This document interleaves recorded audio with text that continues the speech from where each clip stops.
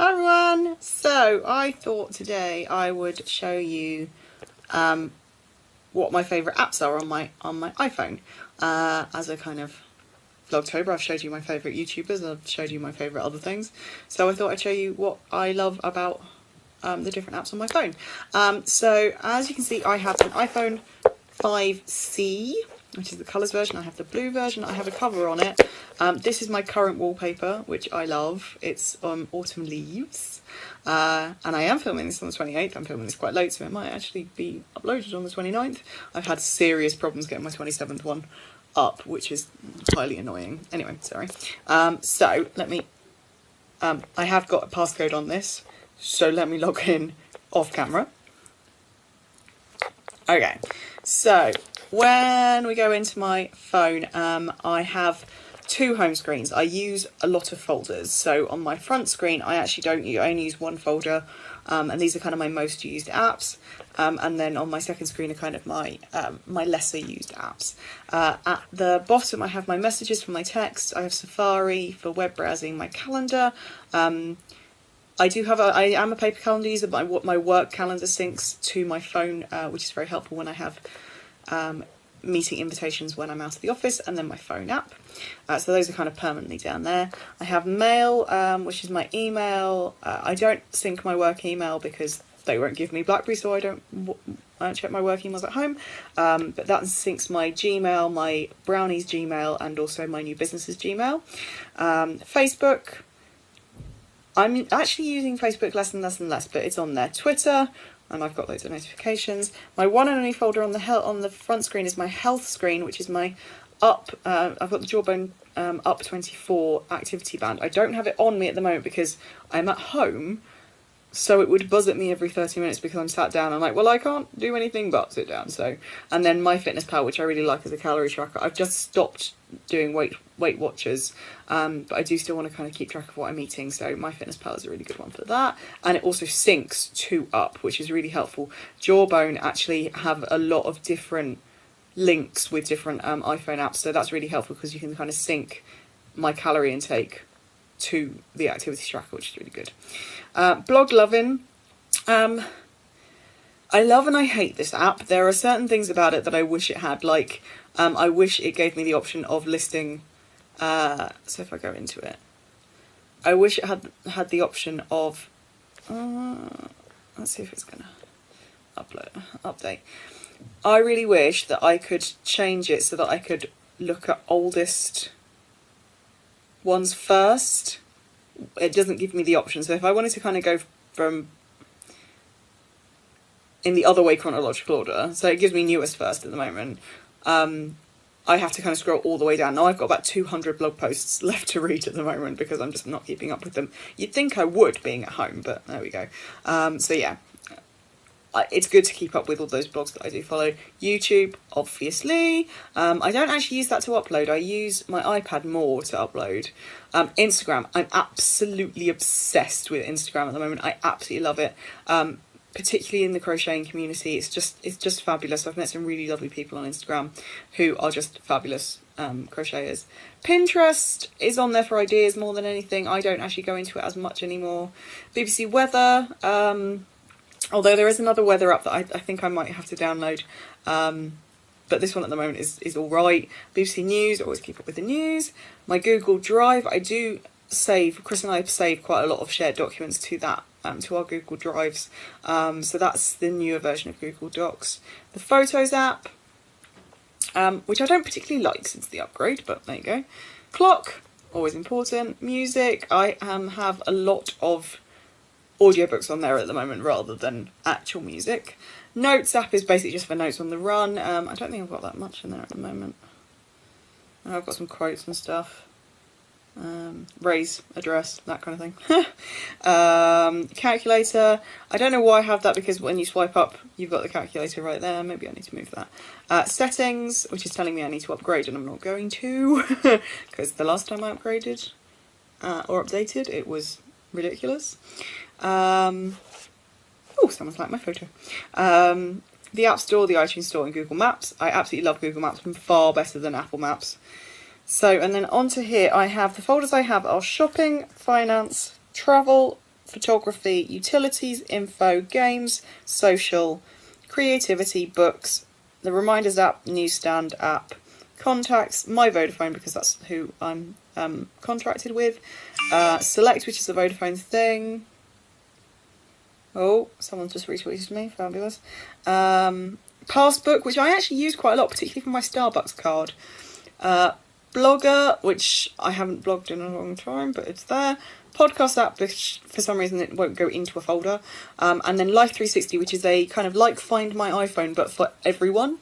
So Chris and I kind of know where we are, where he is, where each other are. Particularly if he's cycling into work. Sometimes he forgets because he's basically hopped straight into the shower. He forgets to text me to tell me he's there safely. So it's good because I know that he's got there safely.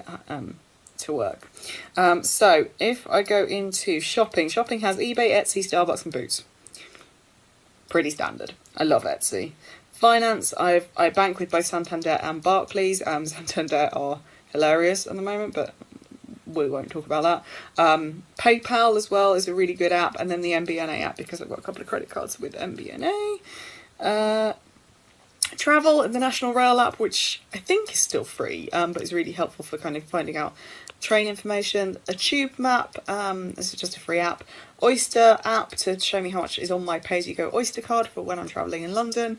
Ringo is a parking, so you can pay for car parks if you don't have any cash on you. So our most of the car parks in Oxford are on the Ringo system. So you set up an account, you register a card with them, and you can pay. There's a 20p admin charge on every time, but to be honest, 20p if you haven't got the cash on you is really helpful. And then the British Airways app. I've also got. Why is that there in a different space? I'm going to move that across. There we go. There's the Apple Maps app. Okay, photography is the camera app because you can just swipe up and get to it from the quick launch bar, so I don't actually need it on my front screen. My videos folder, and then TouchNote, which is an app where you can send postcards. So we use that a lot in America to send. Each week we sent a postcard to our families, and it cost us not much at all because it was sending from the UK rather than sending something from the US and having it get lost because things get lost internationally. That was really good because we put together a postcard of all the photos that so it did a little collage. We did a postcard. It's basically like Moonpig cards, all those kind of cards that you can order online and they just send straight to them. TouchNote's really good. We really like that. Then going into utilities, Compass, Stocks, Voice Memo, which is what you can't get rid of them. QR Reader, I've never really used that. Chrome, I like it on my iPad. I don't particularly like it on my phone, which is odd. So that's that. Then you've got the NHS Blood app. I am a blood donor. Then you've got Find My iPhone, which if I lost this phone, this is linked to it, so that's good. Sorry about that, guys. Got distracted for a second. Okay, so as I was saying, I'm a blood donor, so it's good to kind of find the nearest session to me when it's next time to give blood on there. So moving into info, I have the Wikipedia app, which I like, Shazam, which I used quite a lot when I was in Austria when we went to that light show by the lake.